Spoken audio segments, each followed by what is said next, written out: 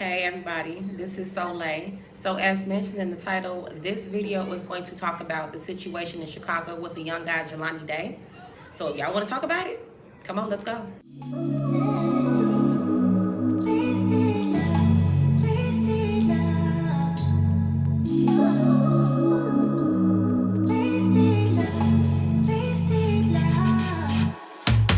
Come on over, let's pick up where we left off.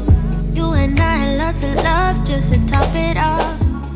Just jump right into the topic. If you hear kids yelling in the background, I'm by the pool. I just love the lighting right here. So anyway, so Jelani Day was a young 25-year-old and he went to Illinois State University. My mom used to go there as well. I love that college. I love the colors. So August 23rd was just a normal day. You know, he spoke to his mom and everything seemed to be okay. So anyway, he went there. I'm looking at my notes as well, guys, so pardon me. He ran some errands for her. He called her back. He said that everything was good. That was that. So the next morning, which was that Tuesday, which was August the 24th.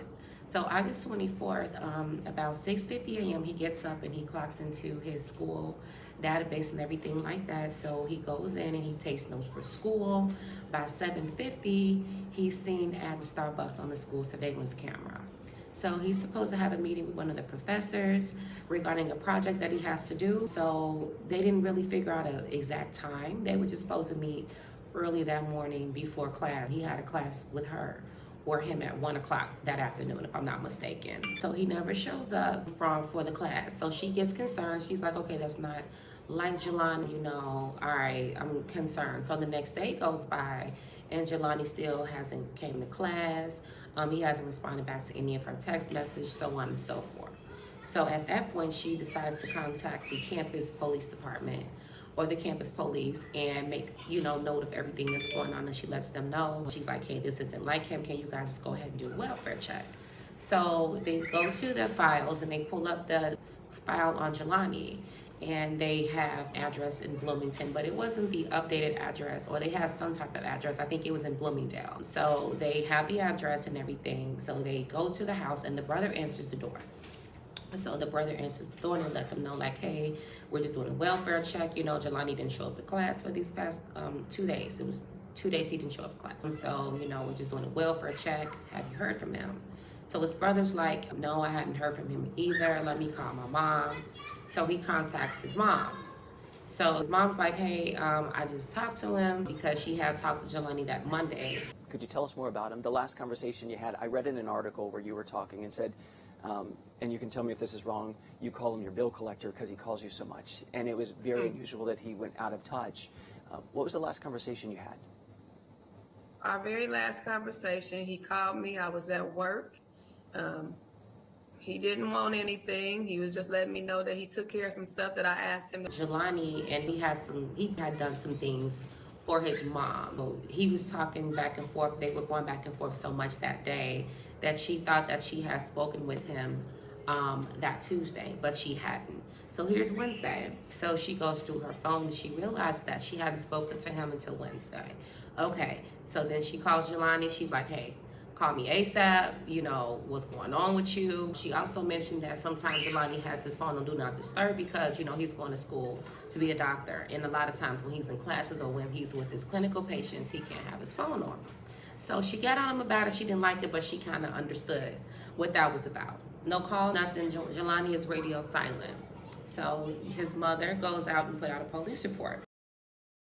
Jelani's mother mentions that she finally was able to obtain a missing persons report from the police department. At first, they tried to convince her that he was with some, quote, fast-tail girl.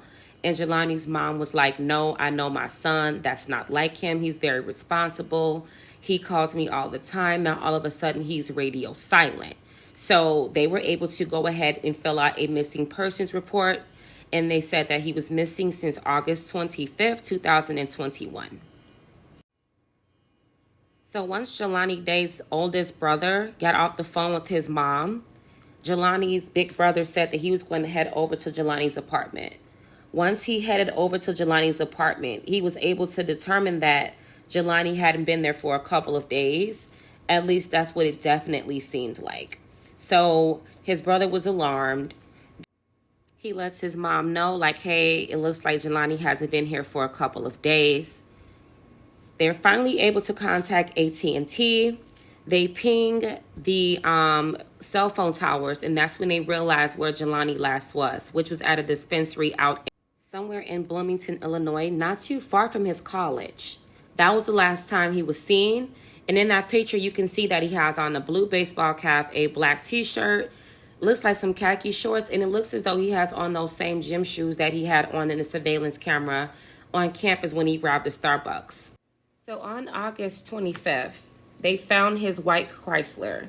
His mom said that his grandpa gave it to him, and he really, really loved that car. Most men really love their cars, of course.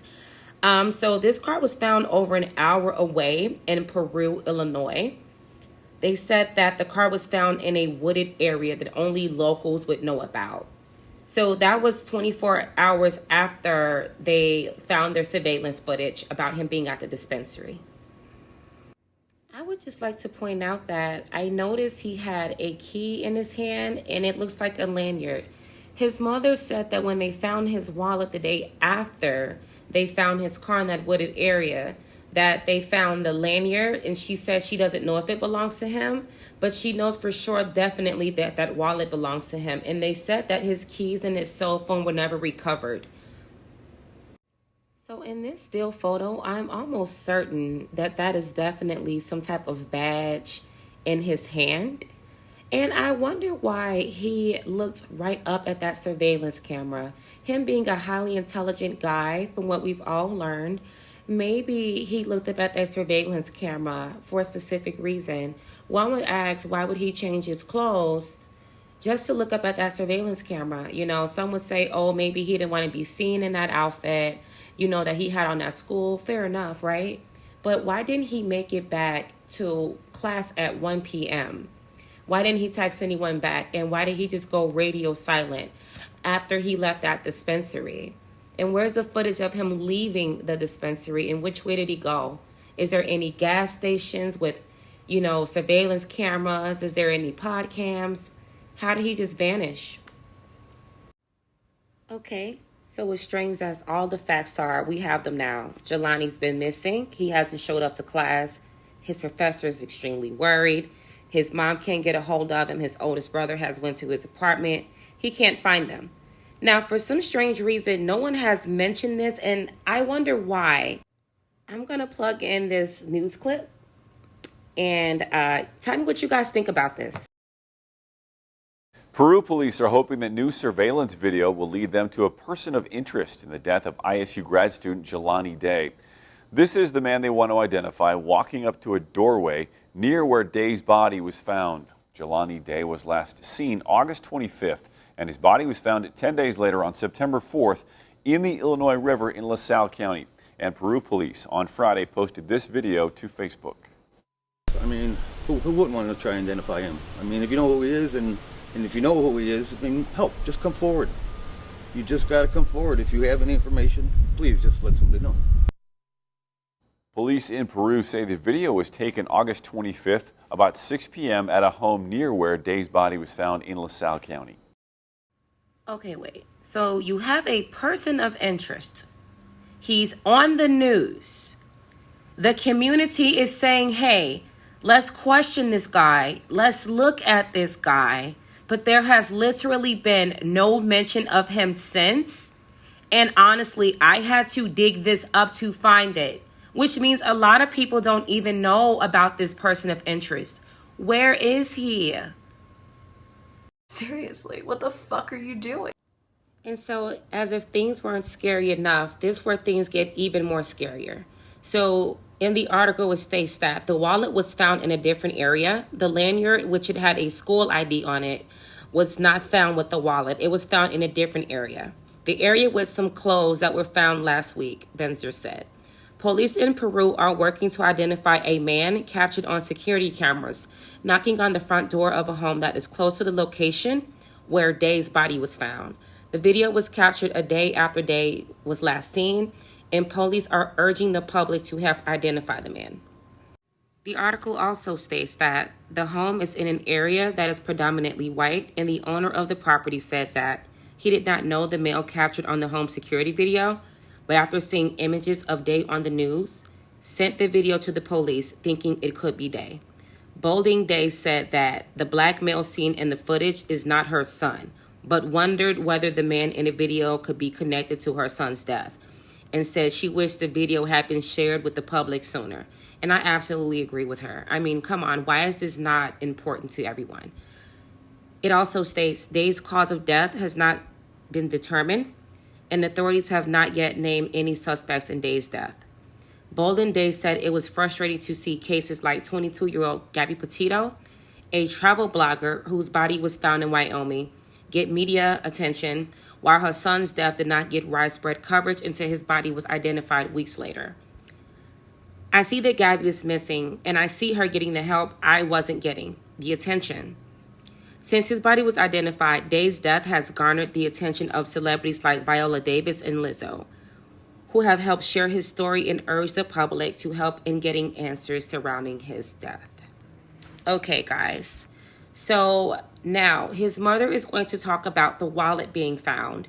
And I'm with her. Who is this person and why weren't they being questioned? Like, they're making this seem as though it's just a normal, everyday thing. And this missing guy's wallet has been found. And it wasn't reported until days later. Then they gave an extremely vague description. I'm going to tag that into this right here. The last thing that I've heard is that prior to them finding the unidentified body, that Jelani's wallet was found. It was found on some street. I'm not for sure exactly what the street was. There was an individual whom I don't know whom this individual was that claims to have seen an individual drop the wallet. Someone wearing red shirt or red shorts is unsure of what this person was wearing. But they didn't tell the police until, I don't know, several days after this wallet was found. Two questions with that. The person that's seen the wallet being dropped, why didn't you chase after them and say, hey, here's your wallet? Like, that situation is just kind of weird. Like, picture, if you see someone drop a wallet in front of you, you wouldn't say, oh, I'm going to take this to the police station. You would try to stop them and say, hey, your wallet. You know, it's so much to go through. And who knows where they dropped their wallet at? Who remembers, like, stuff like that? You know, it just didn't make sense. So I wrote notes about that as well. Two things that really stuck out to me. Like I said, first, why didn't he stop them? And two, where's the statement to the person that, you know, found this wallet and from the he who dropped it? How did he look who dropped it? You know, so many questions. All right, so I would definitely like to see that statement from the person who brought that wallet in. September 4th, this is when it was reported that a body was found in the Illinois River. So the mother rushes to, you know, try to identify him, and it basically states that he was so decomposed that, you know, they have to wait. So she's trying to pull dental records and everything like that. It was noted it was mentioned that he was found completely naked. The clothes that we seen in that surveillance camera, those clothes were found in his car. And, you know, when the mother was talking to the investigators, she was like, no, hell no. You know what I'm saying? Like, there's no way in hell. I know my son. Her son was definitely an avid swimmer, what she also said. Her son was an avid swimmer. So when they said that he tried to do this to himself, she was like, hell no. There's no way. You know, and why was he naked? Why would he strip down naked to swim in the water? He was doing absolutely fine. He was in a great place. He wasn't upset or distraught about anything. He had no reason to do anything like that. That's just craziness. Whatever, do your job. So, you know, later on down the line, they pretty much come out with the autopsy. Now, this was yesterday. Yesterday, the autopsy comes out. And let's just say, what I heard was something that I can't even say is a script out of a fucking horror movie. So, the manner in which he was found, which was, you know, like I said, they found him floating in the water September 4th. Okay, they said he was naked. They said the clothes that Some of the clothes were found on the shore, on the beach. You know, the clothes that he was supposed to have had on in the dispensary, coming in and out of the dispensary. They said that those clothes are found on the beach. The other clothes that he had on was found inside of his car. Okay, now, let's just note this. All of these things were found in different places, okay? So his car was found in like an hour and a half away from Bloomington, from Bloomington or Bloomingdale, where he's from, okay? Then his wallet's found in another location, okay? And then he's found in another location, okay? So here's my thoughts on this whole situation, right? I've never in my life ever heard of something so traumatic in my life. I can't even find the words. This is just craziness. The whole thing is just crazy. Here's this young guy, you know, where the world needs more doctors. You know, he's not going to school to be a rapper or an entertainer, and there's absolutely nothing wrong with that. You know, but again, he's a young guy, young black male, going to school to be a doctor. He's 6 foot, almost 200 pounds. He's an avid swimmer. He's found naked, floating in the Illinois State River. Clothes one spot, car another spot, wallet another spot. And they say, oh yeah, he must have done this to himself. That was what the investigators were trying to push. I mean, we can speculate all day. Why did he change his clothes? You know, why this, why that? You know, he's a young guy, and maybe, you know, he didn't want to be seen, you know, with professional clothes on where he was going, or he didn't want to have professional clothes on where he was going. Okay, well, if you didn't want to be seen where you was going, why did you make an intent to look up at the cameras? You know, there's so many questions that surround, you know, this situation. So it's just a lot. And for the mom, Miss Thay, my heart goes out to her. My heart goes out to her. The strength of this woman is just graceful. It's admirable. The strength that she's displaying, the grace that she's displaying, the poise that she's displaying. And I'm with her. She says that she will not fight until her last breath, until she figures out what happened to her son. So, you know, she says that there was some little girl that he was talking to, little girl of course to her son's a little boy to her, right? So some little girl that he was talking to, but he didn't bring anyone home. There was no fights recently that was being told about or brought up. Jelani he was really close with his sister, who was also in school to be a doctor. They would compete with each other grade-wise and everything like that. So this is just a really sad story, and it's like, I really want to know who did this, why they did this, and they need to get off of the street, because if they can do this to someone like this, if they can do this to someone, period, they can do this to anyone. They need to get caught and brought to justice. This is just crazy. No one deserves to go like this. He was a young guy. He had his whole life in front of him. Law-abiding citizen, an upright guy, not in the streets. Like I said, going to school to be somebody. And, you know, you got two types of people in this world. You have people that build, and then you have people that destroy. So my heart goes out to this mom. If you guys have any information whatsoever, whether you deem it necessary or just, you know, contact the Illinois police and let them know anything that you know, so we can get justice for Jelani. Thank you guys so much for tuning in, and stay tuned. Bye. Thank you for watching. Make sure you like, comment, and subscribe.